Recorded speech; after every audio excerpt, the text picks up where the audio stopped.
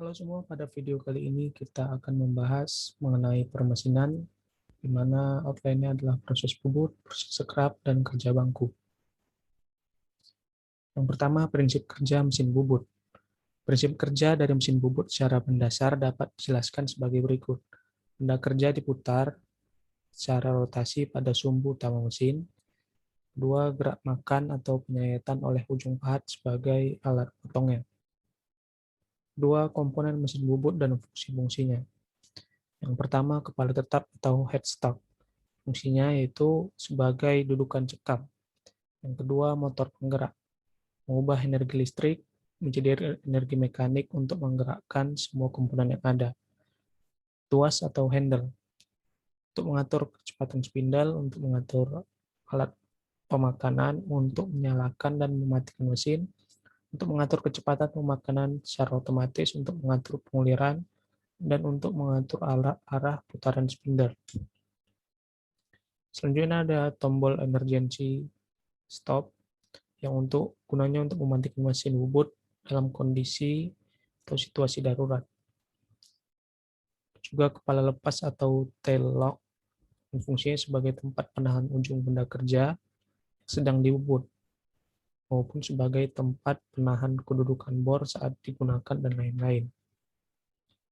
Selanjutnya ada eretan. Eretan fungsinya yaitu untuk bisa bergerak ke kiri dan kanan. Juga ada dudukan pahat atau tool post. Ada dua jenis dudukan pahat. Yang pertama, dudukan pahat standar yang sebagai pengatur ketinggian mata pahat, dan adjustable post tool untuk mengatur ketinggian mata pahat tanpa perlu menggunakan ganjalan. Juga ada lampu penerangan yang fungsinya untuk membantu operator dalam melihat benda kerja saat proses pembubutan. Juga pendingin, selang yang memiliki fungsi untuk menyemprotkan cairan sebagai saat proses pembubutan terjadi. Ada alas mesin berfungsi sebagai tumpuan gaya pemakanan ketika proses pembubutan. Ada poros transportir berfungsi untuk membawa eretan secara otomatis pada saat proses pembubutan. Yang terakhir ada rem kaki, digunakan untuk menghentikan putaran mesin di posisi tertentu pada saat proses pembubutan. Selanjutnya proses pengerjaan part ragum. Part ragum yang dikerjakan di mesin bubut adalah pemutar ulir, dan tutup pemutar. Adapun langkah dalam proses pengerjaan adalah baja ST37 yang sudah diukur dan dipotong lalu dijepit pada cak, lalu disenterkan. Tentukan jarak makan pahat, dibubut baja ST37 sampai sesuai dengan ukuran yang diinginkan. Selanjutnya, prinsip kerja mesin scrub. Benda kerja diikat atau dijepit pada ragum, kemudian disayat menggunakan pahat yang bergerak lurus maju mundur. Gerakan maju untuk menyayat dan gerakan mundur tanpa penyayatan. Gerakan maju mundur dengan lengan mesin atau pahat diperoleh dari motor yang dihubungkan dengan roda bertingkat melalui sabuk atau bel. Dari roda bertingkat diteruskan ke roda gigi antara dan dihubungkan ke roda gigi penggerak engkol besar. Roda gigi tersebut memiliki alur dan dipasang pada engkol melalui tab.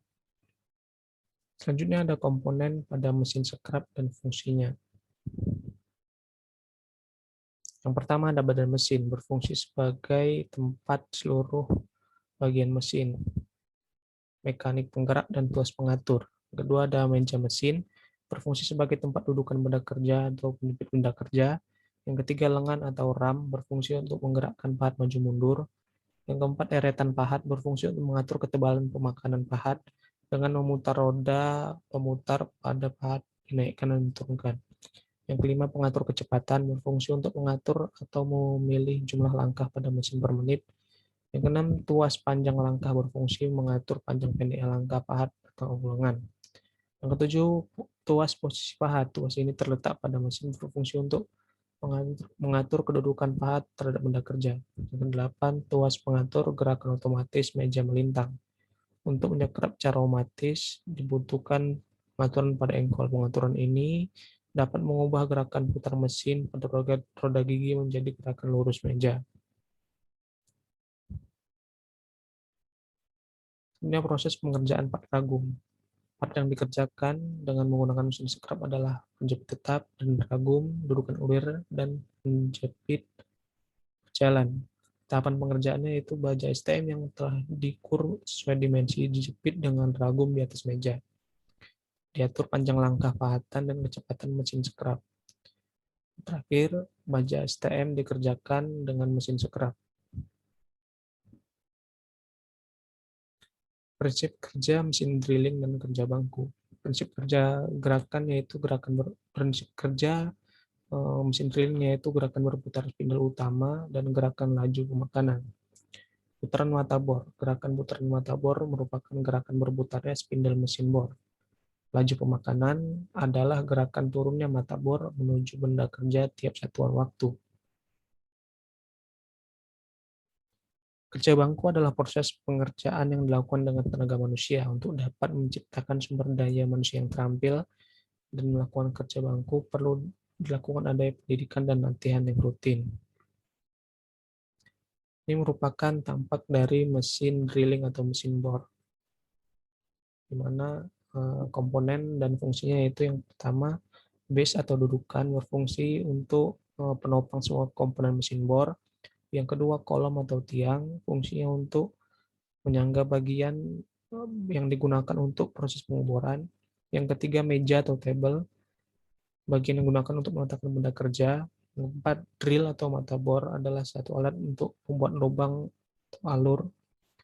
Yang kelima, spindle, bagian yang menggerakkan cak atau pencekam yang memegang pencekam mata bor. Yang keenam, spindle head, merupakan rumah dari konstruksi spindle yang digerakkan oleh motor dengan sambungan berupa belt. Yang ketujuh, spindle feed handle, handle yang untuk menurunkan, menekan spindle dan mata bor ke benda kerja. Yang kedelapan, kelistrikan. Penggerak utama mesin bor adalah motor listrik. Untuk kelengkapan mulai dari kabel, power, dan kabel penghubung, fuse screen, lampu indikator, saklar on-off, dan saklar pengatur kecepatan. Berikut merupakan macam kerja bangku dan fungsinya. Yang pertama, mengikir. Mengikir adalah kegiatan menyayat benda kerja sehingga benda tersebut mencapai bentuk dan ukuran yang diinginkan. Yang kedua, memahat. Memahat adalah kegiatan mengurangi volume atau menyayat suatu benda padat secara drastis. Ketiga, menggergaji. Menggergaji adalah kegiatan memotong benda padat. Gergajian dilakukan dengan perkakas yang disebut sebagai gergaji atau saw. Yang keempat, menggambar. Kegiatan ini selalu dilakukan sebelum Anda memotong suatu benda. Alat yang dapat digunakan untuk menggambar selain penggaris, peniti, mistar, pensil, kapur, dan lain-lain. Yang kelima, membuat ulir. Membuat ulir dengan perkakas tangan manual dapat dilakukan dengan alat yang disebut tap and die. Tap digunakan untuk membuat ulir bagian dalam, sedangkan die atau seni digunakan untuk membuat ulir bagian luar. Yang keenam, menyambung. Penyambungan bisa dilakukan dengan baut, keling, dan sambungan lipat pada logam lembaran. Selanjutnya, proses pengerjaan part ragum. Part ragum yang dikerjakan dengan mesin drilling, diantaranya adalah penjepit tetap, penjepit berjalan, dudukan ulir, badan ragum, ulir, papan penjepit, dan tutup pemutar. Proses pengerjaannya, benda kerja atau baja STM dan ST37 dijepit dengan ragum di atas meja kerja.